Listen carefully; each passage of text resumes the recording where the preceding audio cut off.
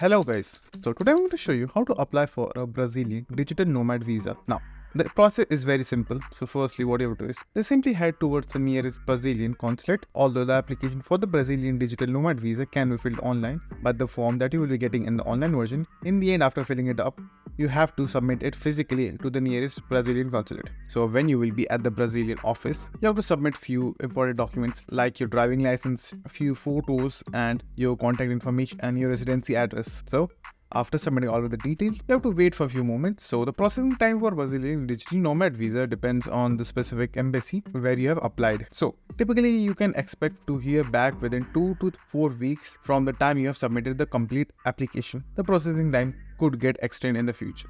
Once your digital nomad visa application is accepted, you can enter Brazil freely. So within 90 days of entering, you have to register your stay at the federal police. Once your registration is complete, you will be issued a temporary foreign identification card which you must keep with you at all times. So that's it, and thank you for watching, and do like subscribe to our channel and take care.